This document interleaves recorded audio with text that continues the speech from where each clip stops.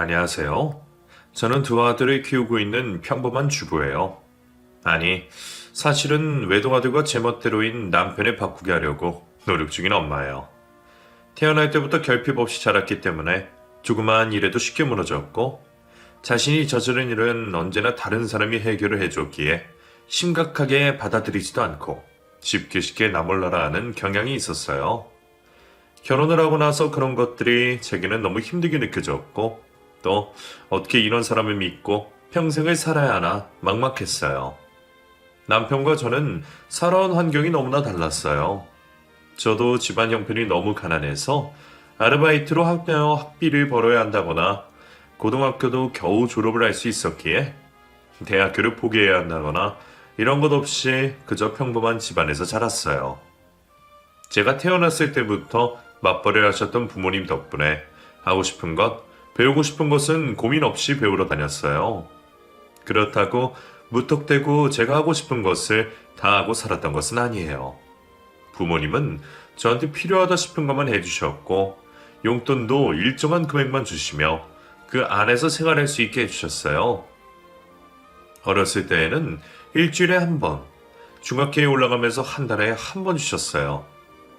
제일 처음 용돈이라는 것을 받을 때 용돈 기입장도 같이 받았었어요. 매달 어머니가 주시는 용돈과 지출을 할 때마다 그곳에 기입을 했어요. 그렇게 다음 용돈을 받을 때까지 잘 작성을 하면 또 어머니가 보너스로 용돈을 챙겨주셨거든요. 저는 그 보너스 용돈을 받기 위해서 용돈 기입장을 열심히 썼던 기억이 남나요. 그 용돈 기입장 덕분인지 매달 용돈을 받으면 항상 마지막 날 용돈이 남아 있었고, 남아있는 용돈으로 저금을 하고 그랬었어요. 하지만 남편은 저와 달랐어요. 용돈이란 개념 자체가 없었고, 필요할 때마다 시부모님이 이유도 묻지 않고 주셨다고 했어요. 시부모님 역시 저희 부모님처럼 맞벌이를 하셨는데, 자식과 같이 있을 수 없는 시간이 많다 보니 항상 그것이 미안해서 남편이 해달라는 것은 무조건 다 해주셨다고 했어요. 모든 것을 돈으로 해결을 하려고 하셨던 것이었죠. 그래서 자연스레 남편은 씀씀이가 커졌고, 자신이 하고 싶은 것, 사고 싶은 것은 두 번 고민할 것도 없이 막 지르는 스타일이었어요. 저는 대학을 졸업을 하고 은행에 취직을 했어요. 원래 꼼꼼한 성격이었는데 직업 자체가 그렇다 보니 더 신중하고 꼼꼼할 수밖에 없었어요. 직장 생활을 하면서 매달 월급을 받으면 부모님 집에서 같이 살고 있기에 생활비를 조금 드리고 이것저것 쪼개어 통장에도 넣어두고 생활을 했었어요. 통장에 돈이 모이는 만큼 저는 즐거웠어요. 제가 짠 예산대로 딱 맞아 들어가는 것을 보고 있으면 기분이 좋아졌어요. 그렇게 목돈이 만들어지면 부모님이 여행을 가실 때나 집에 행사가 있을 때 저도 보탤 수 있었어요. 부모님은 당연히 제가 그렇게 해드리지 않아도 여유가 있으셨지만 제가 그렇게 드리는 것을 좋아하셨어요.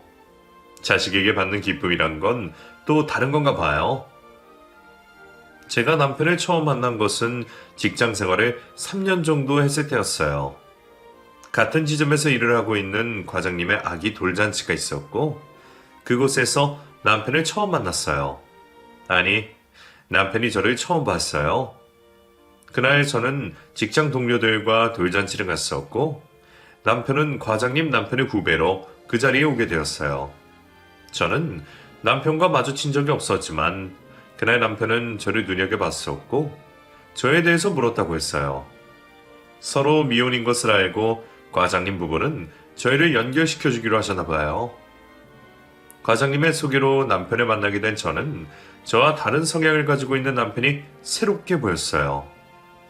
무엇을 하든 여러 번 생각해보고 결정을 하는 저와는 달리 무엇이든 서슴없이 과감하게 하는 행동 때문에 시원하고 털털해 보였어요.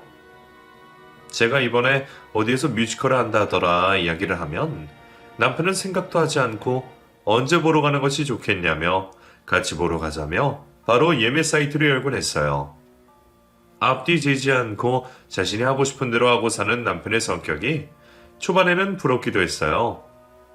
하지만 아주 작은 사소한 것부터 중요한 것까지 쉽게 생각하는 것 같아 버거울 때도 있었어요.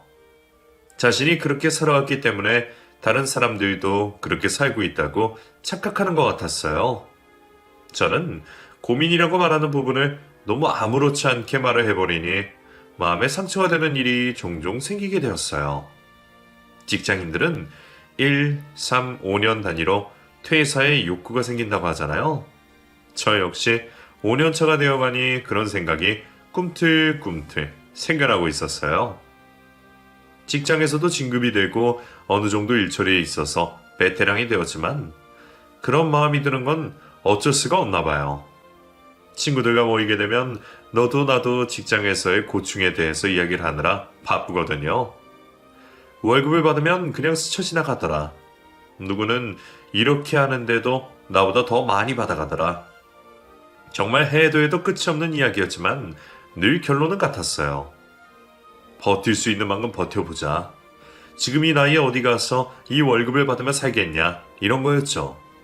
저는 친구들과는 늘 같은 이야기를 반복해도 새로운 이야기를 하고 있는 것처럼 이야기를 나눌 수 있는데 남편과는 그러지를 못했어요. 대화라는 것이 티키타카가 되어야 하는데 저와 전혀 다른 가치관을 가지고 있는 사람과 이야기를 하다 보니 말문이 막혀 더 이상 말을 이어가기가 힘이 들더라고요. 요즘 회사 다니기 너무 힘들어요. 왜?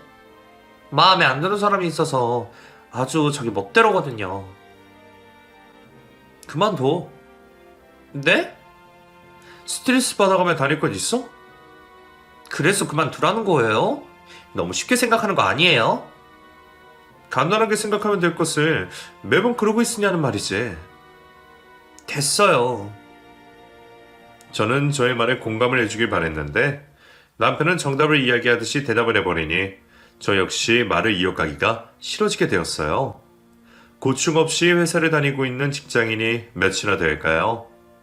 그런 것에 공감은 못해줄 망정 아주 쉽게 아무렇지 않은 듯이 그만두라고 말을 하니 공감 능력이 아예 없는 사람처럼 느껴졌어요. 그도 그럴 것이 남편은 지금까지 다른 사람 밑에서 일을 해본 적이 없었어요. 학창시절부터 공부머리가 없었던 남편은 공부를 해야 할 생각도 노력 자체도 하지 않았었고 시부모님 역시 공부로 안 될 머리라면 나중에 대학을 보내는 대신 가게나 하나 차려주면 된다고 생각했었대요. 그래서 지금까지도 직장생활 같은 것을 해본 적이 없었어요. 돈만 주면 다 들어가는 그런 대학을 나온 남편은 군대를 다녀오고 졸업을 하고 빈둥빈둥 놀다가 최근에 친구와 사업을 하고 있어요. 그전에도 한번 사업을 한 적이 있었는데 얼마 못 가서 빚만 남게 되었다고 그랬어요. 그 빚은 시어머니가 해결을 해주셨고요. 한번 사업에 실패를 했으면 겁이 날 만도 한데 남편은 또다시 친구와 사업을 한다고 그랬고 시어머니가 자금을 대주셨어요. 사업 자금을 대주고 망하면 그 빚까지 갚아주고도 시어머니가 여유로우신 건 대대로 그 집안 어른들이 엄청 잘 사셨대요. 대대손손 물려받은 땅들의 값어치가 확 솟는 바람에 지금처럼 큰 부를 이루었고 부동산을 하면서 또 많이 일궈내셨어요. 최근에는 시아버지께서 돌아가시며 그 유산들이 시어머니에게 넘어온 거죠. 시어머니 친정 역시 잘 사는 집안이었기에 돈이 돈을 버는 그런 집안이었어요. 여튼 그런 집안의 외동아들이었던 남편은 돈 걱정 없이 자기 멋대로 살 수 있었던 거였어요. 저희는 남편이 사업을 막 시작할 때 그때 만난 것이었고 직장이었던 저와 사업가였던 남편의 가치관은 다를 수밖에 없었어요. 사업을 한다던 남편은 친구에게 모든 것을 다 믿고 맡겼고 자신의 인생을 즐기며 살았어요. 평일 주말할 것 없이 자신이 떠나고 싶을 때 여행을 가고 취미 생활을 하고 남편을 보고 있으면 돈이 많으면 저렇게 여유롭게 지낼 수도 있구나 싶었어요. 저는 평일에는 일에 치여 살아야 했으니까요. 바쁜 평일을 보내고 주말이 되면 저는 남편과 데이트를 즐겼어요. 남편은 저를 데리고 여기저기 다니는 것을 좋아했어요. 평일에는 그럴 수가 없으니 주말만 되면 바빴어요. 그날도 남편은 바닷가 여행을 제안했고 저는 남편과 함께 바다로 떠났어요. 겨울바다라 그런지 사람들도 많지 않고 파도가 치는 것이 더 예뻐 보였어요.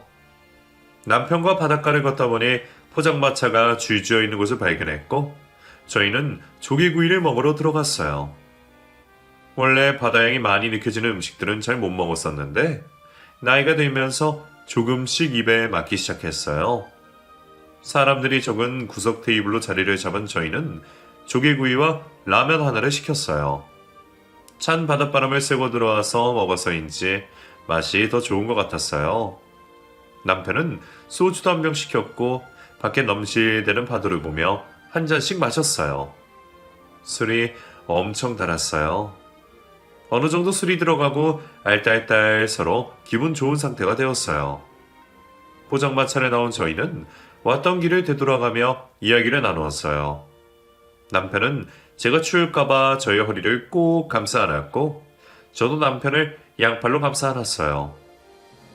서로의 체온을 느끼니 따뜻해졌어요. 여행을 다녀오고 며칠 뒤 남편은 제가 일하는 곳으로 커다란 꽃다발과 반지를 들고 와 프로포즈를 했어요. 이렇게 갑작스럽게 고백을 받을 줄은 몰랐어요. 직원들은 과장님을 통해서 미리 다 알고 있었던 것 같았어요. 한마음 한뜻으로 한박 웃음을 하고 있는 저를 축하해 주었어요. 저는 부끄럽기도 하고 행복하기도 했어요. 남편에게 고백을 받은 후 저는 저희 부모님에게 남편을 소개시켜 주었고 부모님 역시 저처럼 시원시원한 성격의 남편을 좋아하셨어요. 그리고 저 역시 남편의 어머니에게 인사를 드리러 갔고 저희 됨됨이도 좋지만 무엇보다 직업이 너무 마음에 든다고 하셨어요. 자신의 아들 같은 성격에는 저의 성격이 잘 맞다고 말씀하셨어요. 시어머니는 말 나온 김에 빨리 결혼 날짜를 잡으라고 하셨고 저희는 번갯불에 콩 구워 먹듯 일사천리로 결혼을 준비하게 되었어요. 시어머니는 신혼집을 제가 다니고 있는 직장 근처로 구해주셨어요. 분양된 지 얼마 되지 않은 새 아파트였어요. 그 소식에 제 주변 지인들은 부럽다며 난리였어요. 자가냐 아니냐에 따라 출발선이 다르다라며 호들갑을 떨었어요. 시어머니는 결혼에 들어가는 비용은 걱정하지 말고 한 번뿐인 결혼식 예쁘게 하고 싶은 대로 하라고 하셨어요. 시어머니의 마음은 감사했지만 시댁에 맞춰서 이것저것 준비를 하다 보니 부담이 되긴 했어요. 신혼집에 들어갈 살림살이도 적당한 것을 고르면 되는데 뭐든지 좋은 것만 찾다 보니 제가 생각한 것보다도 금액이 많이 올라갔어요. 이게 뭐예요? 퇴근을 한 저를 부르신 부모님이 저에게 통장을 하나 주셨어요. 네 결혼에 보탰으렴. 괜찮아요. 제가 모아둔 돈이 있어서 그걸로 충분해요. 이것도 네 결혼할 때 쓰려고 따로 모아뒀던 거야. 나중에 뒀다가 필요할 때 쓰시지. 은퇴하시고 노후에 보태 쓰세요. 그런 건 또 따로 있지. 지금 필요 없더라도 가지고 있어. 어차피 너 결혼 때 쓰려고 했던 돈이니 결혼 준비하는데 보태든 아니면 네가 가지고 있다가 필요할 때 쓰든 하렴. 감사해요. 우리가 너한테 고맙지. 우리가 따로 신경을 쓰지 않아도 잘하잖니. 그건 그렇고 시댁에서 해주는 것만큼은 아니더라도 우리도 엇비슷하기는 해야 될 텐데 걱정이구나. 걱정 마세요. 그런 건 제가 알아서 다 할 거예요. 저는 저의 결혼 때문에 부모님이 걱정을 하고 계시는 것 같아 속상했어요. 저의 마음을 아는지 모르는지 남편은 그저 좋아서 싱글벙글이었어요. 우여곡절 끝에 저희는 화려한 결혼식을 올렸어요. 결혼을 하고 나서 남편은 제가 직장을 그만두기를 바랬어요. 자신이 버는 것으로도 충분한데 직장을 다닐 필요가 있냐며 그만두고 자신과 자유롭게 여행이나 다니자고 말했어요. 하지만 저는 제가 지금까지 해왔던 일을 포기하고 싶지 않았어요. 워낙 어렸을 때부터 맞벌이를 하셨던 부모님을 보고 자라서인지 결혼을 해도 당연히 내 직업은 가지고 있어야 된다고 생각했었거든요. 저는 퇴사할 상황이 되면 그때 그만두겠다고 말하며 지금은 아니라고 말했어요. 결혼을 하고 몇 달이 흐른 뒤 남편의 사업이 망하게 되었어요. 사업을 한다는 사람이 오로지 친구에게만 의지하고 나 몰라라 지내더니 결국엔 친구에게 뒤통수를 당하게 되었어요. 벌써 잠적한 지 오래되었지만 남편은 전혀 눈치도 못 채고 있었어요. 직원들의 월급은 몇 달이 밀려 있었고 모든 것이 남편 명의로 되어 있어서 빚을 고스란히 남편이 다 떠안게 생겼어요. 남편은 끝까지 그런 친구가 아니라며 일이 잘못되었다고 믿지 않았어요. 하지만 그 친구는 처음부터 남편을 속였고 남편은 그걸 몰랐던 거였어요. 아무것도 알지도 알려고 하지 않았던 남편은 결국 빚더미에 안고 말았어요. 저는 이제 어떻게 하냐며 그 빚을 어떻게 다 할 거냐고 말했고 남편은 시어머니가 다 갚아주실 거라며 속편한 소리를 했어요. 저는 지금 살고 있는 이 집을 팔아서라도 빚을 갚는데 보태자고 말을 했지만 남편은 시어머니가 다 알아서 해결을 해주실 텐데 왜 이 집을 파냐며 저를 이상하다는 듯이 쳐다봤어요. 결혼 전에는 너무 철이 없어서 그렇다지만 이제 결혼을 하고 어엿한 한 가정의 가장이 된 남편이 저런 말을 하니 어이가 없었어요. 남편의 소식을 들은 시어머니가 집으로 찾아오셨고 남편은 시어머니를 보자마자 사정 이야기를 하며 도와달라고 말했어요. 시어머니는 저번에도 이런 일이 있었으면 더 잘해야지. 또 이렇게 만들어 놓으면 어떻게 하냐고 한숨을 지었어요. 그러면서 비싼 인생 경험을 했다고 생각하라며 의기소침해 있을 필요가 없다고 말씀하시며 이번에도 역시 남편의 빚을 다 갚아주셨어요. 저는 너무 죄송스러운 마음에 시어머니의 눈치가 보였지만 남편은 전혀 개의치 않았어요. 부모가 해주는 것을 당연시 받아들이고 있는 듯 했어요. 나이만 먹었지 철부지 어린애와 다름이 없는 남편이 너무 답답했어요. 하던 사업이 망하자 남편은 집에서 뒹굴뒹굴 거렸고 저는 아침에 출근을 했다가 퇴근을 하고 집에 들어가면 밀린 집안일을 하느라 정신이 없었어요. 자신이 먹은 것은 정리라도 해놓으면 좋을 텐데 그대로 펼쳐놔 온 집안의 음식물 냄새가 난 적도 여러 번 있었고 먹던 그릇을 물에 담아놓지 않아 음식물이 덕지덕지 붙어 설거지를 하는데 애를 먹은 적도 있었어요. 저는 남편에게 제발 간단한 것만이라도 해놓으라고 신신당부를 했지만 남편은 제 말은 듣지도 않았어요. 자꾸 저희더러 잔소리를 한다며 투덜거렸어요. 평일에는 그나마 제가 직장에 있는 시간이 많다 보니 덜했지만 주말에는 하루 종일 같이 있는 것이 아주 갑갑해 죽을 것 같았어요. 사업을 할 때에는 그렇게 밖으로 돌아다니더니 지금은 아무것도 안 하고 집에서만 놀고 먹고 있으니 제 속이 말이 아니었어요. 저는 일자리라도 알아보라고 말을 했지만 남편은 지금은 아무것도 하기 싫다며 움직일 생각을 하지 않았어요. 남편의 백수 생활이 저에게는 너무 큰 고민인데 친구들은 대수롭지 않은 듯이 받아들였어요. 시댁이 그렇게 잘 사는데 무슨 걱정이냐며 시댁이 생활비를 달라고 말하면 끝나는 문제가 아니냐고 말했어요. 저는 결혼을 했으면 이제는 부모와는 별개라고 생각을 했는데 친구들은 아니라고 생각했어요. 자식이 저러고 있으면 부모라도 나서서 도와주는 게 맞다고 말을 했어요.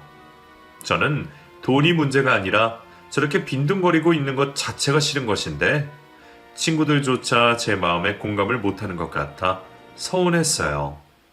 그러던 중 친정어머니가 제가 회사에 가 있는 사이에 반찬을 했다며 집에 온 적이 있었어요. 저는 제가 있을 때 오시라며 말렸지만 벌써 저희 집 앞에 도착을 하셨다는 어머니의 말씀에 안절부절했어요. 아직 친정 부모님에게는 남편의 소식을 전하지 않았던 터라 남편을 보면 걱정하실 것이 뻔했거든요. 저는 퇴근을 하자마자 불이 나게 집으로 달려갔어요. 집에 도착한 저는 깨끗하게 치워진 집을 보고 놀랐어요. 어머니는 제가 오기 전에 벌써 집안일까지 해놓으시고 집에 돌아가신 후였어요. 어머니 만났어요? 내가 얼마나 놀라운 줄 알아? 오시면 오신다고 연락이라도 하고 오시지. 자고 있다가 깜짝 놀랐다고. 내가 전화 여러 번 했었는데 안 받은 사람이 누군데 그래요. 그랬었나? 잔다고 무음해놨나 보다. 어머니가 당신들 아무 말씀 안 하세요? 별말 없으시던데? 아직 당신 사업하신 줄 아신단 말이에요. 왜 그걸 속여? 속인 게 아니라 아직 말씀을 안 드렸어요. 결혼한 지 얼마 되지도 않았는데 무슨 좋은 일이라고 그걸 말씀드려요. 내가 부끄럽니? 그럼 자랑스럽겠어요? 제발 정신 좀 차리고 일자리라도 좀 알아보고 다녀요. 좀 기다려봐. 어머니가 연락 오실 때까지. 어머님은 또 왜요? 우리 엄마가 그냥 두고만 보시겠어? 아니다. 그러지 말고 당신이 가서 앓는 소리 좀 해봐. 그래야 더 빨리 도와주시지. 됐어요. 이제 그만 손 벌리고 우리끼리 알아서 좀 살아요. 죽으면 싸들고 갈 것도 아닌데 뭘 그래? 한심하네요, 정말. 저는 옷을 갈아입고 어머니에게 전화를 걸었어요. 저녁이라도 먹고 가시지 그냥 가셨냐며 말했어요. 어머니는 최서방 요즘 회사에 안 나가냐며 집에 여러 날 있었던 사람처럼 꼴이 그렇더라며 사업이 잘 안 되냐며 걱정을 하셨어요. 저는 사실대로 말할까 하다가 그래도 모르고 계시는 것이 속이 편할 거라고 생각하고 요리조리 둘러댔어요. 어머니는 집에 아무도 없을 줄 알고 그냥 간 것인데 앞으로는 조심해야겠다고 말씀하시고는 끊으셨어요. 이 거짓말을 언제까지 할 수 있을지는 모르겠어요. 그리고 며칠 뒤 시어머니가 집에 오셨고 남편은 시어머니의 옆에서 취대한 불쌍한 표정을 짓고 있었어요. 시어머니는 남편의 몰골을 보더니 한숨을 내쉬었어요. 저녁 식사를 마친 시어머니는 차를 한잔하며 남편에게 카페라도 운영을 해보는 건 어떠냐고 물었어요. 요즘에는 예쁜 카페도 많더라며 예쁘게 꾸며놓으면 산골짜기라도 사람들이 찾아가더라며 결혼까지 했는데 이렇게 계속 집에서 놀고 먹을 순 없지 않냐고 말씀하셨어요. 시어머니의 말씀을 들은 남편은 기다렸다는 듯이 해보겠다고 말을 했어요. 옆에서 사과를 깎고 있던 저는 쟁반에 사과를 놓고는 시어머니에게 괜찮다며 저희 힘으로 일어나 보겠다고 말씀드렸어요. 웃고 있던 남편은 저의 말에 정색을 하며 제 팔을 뚝 건드리며 왜 그러냐며 잠자코 있으라고 했어요. 저는 그런 남편의 말은 무시하고 시어머니에게 제 생각을 계속 말했어요. 그동안 남편이 사업을 한다고 해서 제대로 한 적이 있었냐며 아무것도 모르고 준비가 덜 되었을 때 시작을 해서 그런 거라며 카페를 차린다고 하더라도 1년만이라도 다른 카페에서 그 일을 경험해보고 오픈을 하더라도 그때 하는 것이 더 낫다고 말씀드렸어요. 제 이야기를 잠자코 듣고 계시던 시어머니는 잠시 생각에 잠기셨어요. 남편은 자꾸 저에게 왜 그런 말을 하냐며 눈치를 주었고 시어머니의 얼굴을 살폈어요. 이윽고 시어머니는 제 이야기를 들어보니 다 맞는 말이라며 남편에게 1년 동안 일을 배워보고 그때 도와주시겠다고 말하셨어요. 남편은 한 달도 아니고 1년을 어떻게 보내냐며 말이 안 된다고 징징거렸고 시어머니는 1년 뒤에 다시 말하자며 가방을 들고 일어나셨어요. 시어머니가 가시자마자 남편은 다짜고짜 저에게 화를 냈어요. 가만히 있으면 떡이 생기는데 왜 초를 쳐서 이 사단을 만드냐며 다시 시어머니에게 가서 아까는 잘못 생각했다고 지금 당장 필요하다고 말하라며 윽박을 질렀어요. 저는 먹었던 찻잔과 접시를 정리하며 그럴 일은 절대로 없으니 하루라도 빨리 카페를 오픈하고 싶으면 일자리나 알아보라고 말했어요. 남편은 쉽게 갈 수 있는 일을 어렵게 만든다며 저를 따라다니며 투덜거렸어요. 다음 날도 그 다음 날도 계속해서 저에게 시어머니에게 연락을 하라며 말하는 남편에게 저는 학을 띄었어요. 어쩜 저리도 쉴 새 없이도 말을 하는지 속에서 우라통이 터졌어요. 그렇게 며칠 동안 저를 괴롭히던 남편은 도저히 안 되겠던지 아는 지인이 운영하는 카페에서 일을 배우기로 했어요. 처음에는 궁시렁 다니던 남편은 한 달을 치웠고 저는 남편이 일을 배우고 있는 카페에 시어머니를 모시고 갔어요. 젊은 사람들로 바글바글거리는 카페는 빵도 팔고 식사도 같이 하고 있었어요. 저는 시어머니가 먹어보고 싶다는 음식과 시그니처 음료를 주문을 하고는 시어머니와 이야기를 나누고 있었어요. 그때 남편이 주문한 음식을 가지고 다가왔어요. 원래는 직접 가지러 와야 하지만 특별히 자신이 가지고 왔다며 테이블 위에 올려놓았어요. 저는 오징어 먹물 파스타를 돌돌 말아 입에 넣었어요. 음식만도 괜찮고 분위기도 좋았어요. 남편이 일하는 모습을 보고 있으니 기분이 좋았어요. 제가 바라던 모습은 이런 모습이었어요. 하지만 잘하고 있을 줄 알았던 남편은 역시나 몇 달을 채우지 못하고 그만두었어요. 일이 너무 힘들다는 것이었어요. 조금만 더 견디면 될 텐데 그걸 못 견디냐고 말했지만 남편은 이렇게 된 것이 다 제 탓이라며 말했어요. 왜 쓸데없는 짓을 해서 자신을 고생시키냐며 저를 못살게 굴었어요. 매일 늦은 밤 술을 마시고 들어와서는 저에게 행패를 부렸고 외박도 밥 먹듯이 했어요.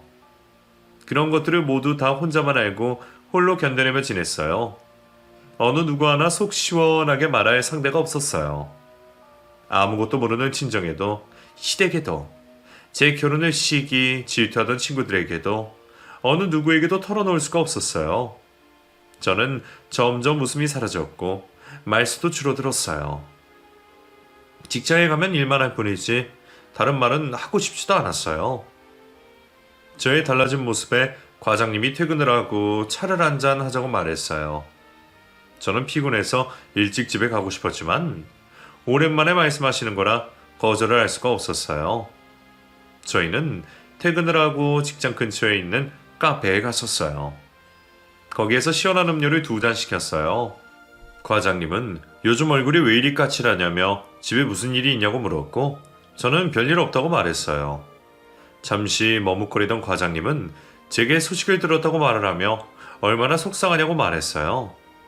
저는 과장님이 어떤 소식을 들었는지 알 수가 없었어요. 그동안 워낙 다양한 일들이 일어났기에 어느 것을 알고 있는지 알 수가 없었죠. 과장님은 남편이 원래 그런 사람이 아니었는데 사람 하나 잘못 소개시켜 죽은 것 같아 마음이 편하지 않다고 말했어요. 제가 선택해서 결혼한 건데 그런 말씀 마세요.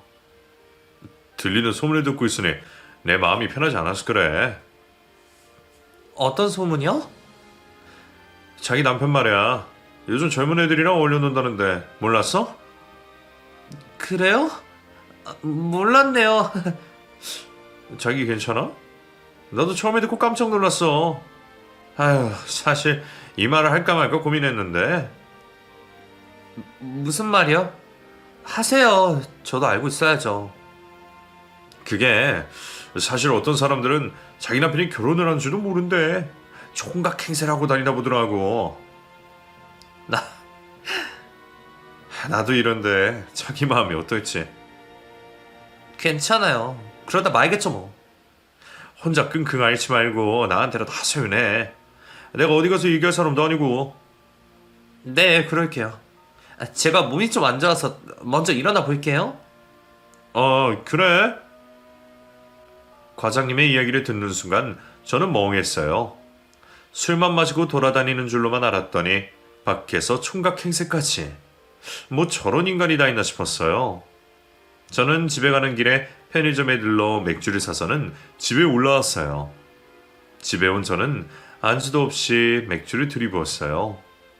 맥주 4캔을 다 마신 저는 방으로 들어와 그래도 잠이 들었어요. 남편은 남편대로 저는 저대로 지낸 지 몇 달이 지나고 저는 몸이 이상하다는 것을 느꼈어요. 아무것도 먹지 않았는데 속이 울렁거렸고 으슬으슬 추웠어요. 저는 불현듯 임신일 것 같은 느낌이 들었고 약국에 가서 임신 테스트기를 여러 개 샀어요. 떨리는 마음으로 결과를 기다리는데 제 느낌이 맞았어요. 임신이었어요. 계획이 없던 임신을 한 것이라 저는 가슴이 철렁 내려앉았어요. 아직 정신을 못 차린 남편 때문에 지금은 임신할 생각이 없었거든요. 저런 아빠라면 태어날 아기한테 너무 미안했거든요. 하지만 임신이 되어버렸고 이래저래 지친 저는 다니던 직장을 그만두게 되었어요. 제가 임신을 하게 되자 시어머니는 제가 힘들까봐 가정부를 보내주시고 돈벌이가 없는 아들 때문에 생활비도 보내주셨어요. 저는 몸이 불편한 것도 아니고 괜찮다고 몇 번을 거절했지만 시어머니는 자신의 마음이 불편해서 안 되겠다며 계속해서 보내주셨어요. 하는 수 없이 저는 시어머니가 보내주신 생활비는 한 푼도 쓰지 않고 그대로 모았어요. 그렇게 시어머니의 도움을 받은 지 반년이 지났으니까 이 사실을 알게 된 남편이 노발대발 난리가 났어요. 자기 앞에서는 그렇게 돈 욕심 없는 것처럼 자신을 무려 쓴 한량처럼 대해놓고서는 뒤로는 불려시처럼 시어머니에게 돈을 받고 있었다며 그래놓고선 자신에게는 한 푼도 주지 않았냐며 있는 성질을 다 내며 그 돈마저 다 늘고 날아가 버렸어요. 저는 너무 속상해서 눈물만 나왔어요. 곧 있으면 아이의 아빠가 될 사람이 아직도 정신을 못 차리고 저 모양 저 꼴로 살고 있으니 제 신세가 너무 처량했어요. 하염없이 눈물이 흘러 울고 있는데 시어머니가 저희 집 근처에서 모임이 있었다며 집에 들리셨어요. 난장판이 된 집과 울고 있는 저를 보더니 무슨 일이 있었다는 것을 알게 된 시어머니는 그동안 무슨 일이 있었는지 물었고 저는 속 시원하게 다 말을 했어요. 시어머니는 진즉에 말을 하지 왜 여지껏 미련하게 참고 살았냐며 도저히 이대로는 걱정이 돼서 안 되겠다며 출산 전까지는 자신의 집으로 들어와 같이 살자고 말씀하셨어요. 결국 저희는 짐을 싸서 시댁으로 들어갔고 남편은 저희끼리 살 때보다는 조심을 했어요. 술도 자제하고 수시로 하던 외박도 하지 않았고 시어머니의 비위를 맞추려 노력을 했어요. 하지만 제 벌은 남 줄까요? 얼마 가지 못해 또다시 술을 마시며 한량이 되었어요. 그런 모습을 지켜보던 시어머니는 남편이 직업이 없어서 그렇다며 이제 자식이 태어나면 돈 들어갈 곳도 많아지고 번듯한 직업을 가지고 있는 것이 남들 눈에도 그렇고 여러모로 좋지 않겠냐며 마지막으로 한 번 더 남편을 믿어보자고 말씀하셨어요. 이런 모습을 보고도 그런 말씀이 나오냐는 저의 말에 그렇다고 젊은 나이에 저렇게 허송세월을 보내고 있는 아들을 그냥 손 놓고 있을 수만은 없다며 남편에게 또다시 사업 자금을 대주셨고 저는 이제 남편이 사업을 하든 말든 아무 관심도 없고 믿음도 없어졌어요. 그렇게 시댁에서 살면서 남편은 사업을 시작했고 저는 예쁜 아들을 낳았어요. 시어머니는 시도독질은 못하겠다며 어떻게 남편과 똑같이 생겼냐며 싱글벙글이셨어요. 남편 역시 아들의 얼굴을 보더니 자신의 얼굴과 같다며 좋아했고 아들에 대한 사랑이 넘쳐났어요. 한 달가량 조리원에서 지내다가 퇴원을 한 저는 시댁이 아닌 저희 집으로 돌아갔어요. 아이를 키우며 매일매일 행복하게 보냈어요. 바닥에 눕혀놓으면 바로 깨는 아이 때문에 손목이 욱신욱신거리고 잠을 제대로 못 자 온몸이 피곤해도 자고 있는 아이의 얼굴을 보면 눈 녹듯이 다 풀리는 것 같았어요. 아이가 태어나고 난 후 남편은 정신을 차렸는지 사업에 몰두했고 몇 년 동안 점점 매출이 늘어나자 무리하게 확장을 하게 되었어요. 아직 좀 더 지켜보자는 저의 말에도 남편은 물 들어올 때 노를 저어야 돈을 번다며 확실해질 때 하면 남들도 다 같이 벌고 있는 거라며 사업은 자신이 알아서 할 테니 아이만 잘 키우라고 말했어요. 하지만 승승장구할 줄 알았던 남편은 생각처럼 되지 않았고 무리하게 확장하게 되면서 얻은 빚 때문에 매달 은행 빚 갚는 것도 빠듯했어요. 상황이 이렇게 되자 남편은 스스로 이겨내려고 하지 않고 또다시 시어머니에게 손 벌릴 생각을 했어요.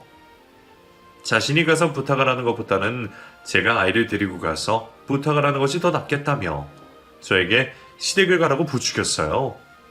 저는 그렇게 할 수 없다고 말을 했고 남편은 언제쯤이면 자신이 하자는 대로 고분고분하게 할 거냐며 화를 냈어요.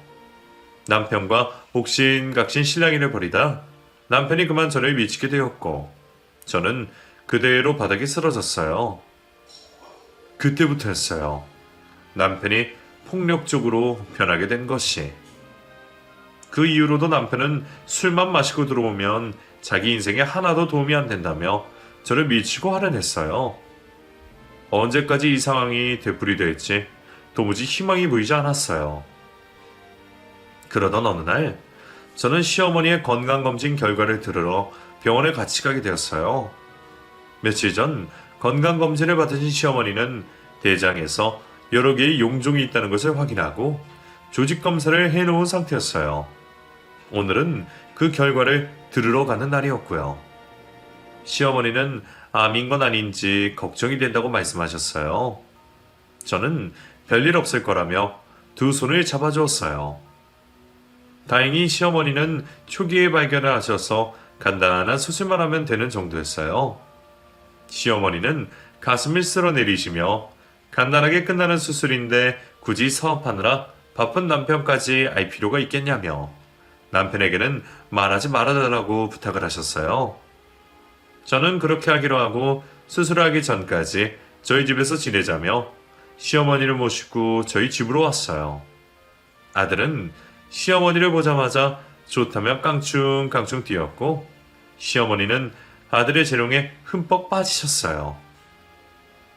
저녁 식사를 하고 남편이 들어오는 것을 보고 주무시려던 시어머니는 아들과 함께 아들의 방에서 잠이 드셨어요. 저는 밀린 집안일을 하고 있었어요. 그때 술에 잔뜩 취한 남편이 고래고래 노래를 부르며 들어왔어요. 뭐 어머니는 만나고 왔어? 네. 도와주시겠다지? 아니요. 뭐? 아니라고? 당신 얘기는 하지도 않았어요. 뭐야? 우리 얘기하려고 만나라고 그랬더니. 우리가 알아서 하면 되잖아요. 이 집 팔고 내가 월세 받고 있는 집 팔아서 급한 불부터 먼저 끄고. 또 대도 안 되는 소리 하네. 한 번에 해결할 수 있는 곳이 있는데 왜 자꾸 같은 말을 되풀이하게 해. 너 그것도 병이야, 병. 사람 화 돋구게 하는 병. 조용히 하고 들어가요. 지금 방에. 야, 너 우리 어머니가 살면 얼마나 살겠냐? 죽으면 그 돈 다 짊어지고 가실 것도 아니고. 어머니 죽으면 그 재산 다 내 건데. 내 거 내가 지금 힘들 때 좀 쓰겠다는데 뭔 말이 그렇게 많아. 당신 그만 좀 하라니까요. 아닌 말로 우리 어머니 곧 죽어도 아무렇지 않을 나이야. 그렇게 시어머니만 생각하지 말고 당신 남편이나 생각해. 너 그러다가 어머니 죽고 나면 어쩌려고 그래? 그 재산 다 나한테 올 텐데. 지금이라도 똑바로 쓰라고. 진짜. 저는 술에 취해 비틀비틀거리는 남편의 입을 손으로 막았어요. 남편은 이게 무슨 짓이냐며 저를 확 밀쳤어요. 그러고는 방으로 들어갔어요. 저는 행여나 시어머니가 들었을까봐 신경이 쓰였어요. 조심스레 아들의 방문을 열어보니 시어머니는 깊은 잠에 드셨는지 미동도 없이 자고 계셨어요. 저는 다행이라고 생각하고 조심스레 방문을 닫았어요. 다음날 시어머니는 전날보다 안색이 더 안 좋아지셨고 저는 걱정이 되었어요. 간단한 수술이라고 말은 했지만 수술이 끝날 때까지는 긴장을 할 수밖에 없었어요. 시어머니는 맛있는 것을 먹으러 가자고 말을 했고 저는 시어머니를 모시고 근처에 있는 백숙집으로 갔어요. 토종딸기로 해서 그런 건지 닭도 튼실하고 더 맛이 좋았어요. 시어머니는 망나니 같은 아들과 결혼을 해서 아이를 낳아 키우느라 고생이 많다고 말씀하셨어요. 저는 괜찮다고 말은 했지만 눈시울이 붉혀졌어요.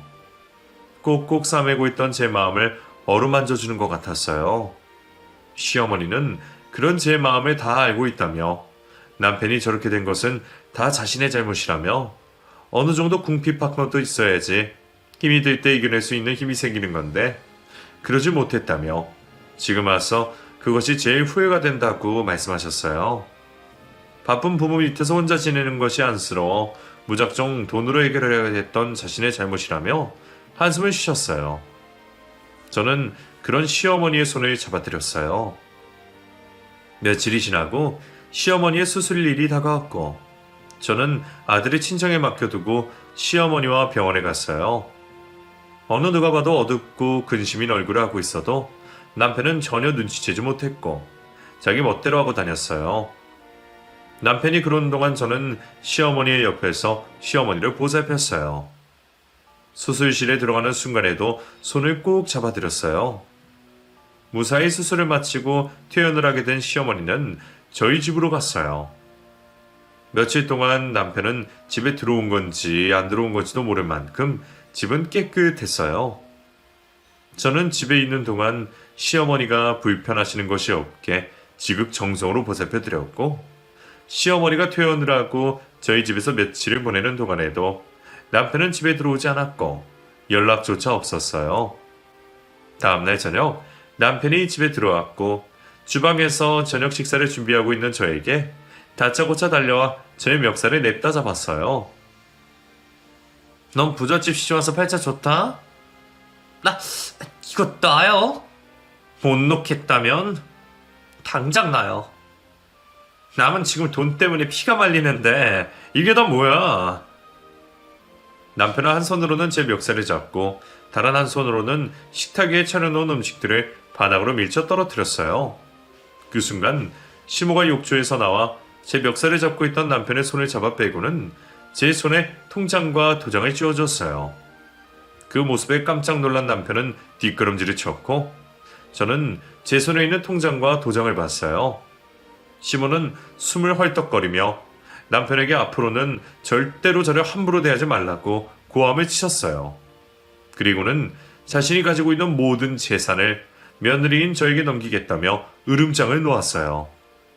당황한 남편은 어머니의 피가 섞인 아들은 자신이라며 왜 피 한 방울도 섞이지 않은 며느리에게 이러냐며 말했어요. 시어머니는 그동안은 자식이기에 어쩔 수 없이 다 해주었지만 내가 빨리 죽기를 바라는 자식이라면 말이 달라진다고 말씀하셨어요. 수술 전 남편이 술에 취해서 한 말을 시어머니가 다 들으신 모양이었어요. 시어머니는 능력 없고 불효자인 아들 대신 능력 있고 효부인 며느리를 더 믿는다고 말씀하셨어요. 그 말에 깜짝 놀란 저는 시어머니를 쳐다보았어요. 시어머니는 이제라도 네가 맡아달라며 내가 가지고 있으면 또 부모되는 입장에 마음이 약해진다며 손을 꼭 잡았어요. 남편은 그런 곳이 어디 있냐며 고래고래 소리를 질렀고 시어머니는 앞으로 네 인생은 제게 달렸다고 말씀하시며 방으로 들어가셨어요. 코너에 몰린 남편은 더 이상 저에게 막대하지 못했고 빚쟁이들에게 시달리는 고통을 당해야 했어요. 남편은 그제서야 저에게 그동안 자신이 했었던 행동들에 사과를 했어요. 그리고 제가 하자는 대로 집을 팔아서 급한 불을 먼저 끄고 저희는 시댁으로 들어갔고 저를 믿어준 시어머니를 더 깍듯하게 모시며 살고 있어요. 남편 역시 지금도 여전히 그 빚을 갚으며 열심히 살고 있어요. 앞으로도 시어머니가 주신 그 돈은 없는 돈이라고 생각하며 저희 힘으로 살아보려고 해요. 남편의 저런 모습이 언제까지 이어질지 또 예전 언제의 모습으로 돌아갈지 알 수는 없지만 지금 현재로선 남편을 믿어보려고요. 저에게 막강한 힘을 주신 시어머니에게 다시 한번 감사의 말씀을 드리고 싶어요. 어머님, 건강하게 오랫동안 행복하게 같이 살아요.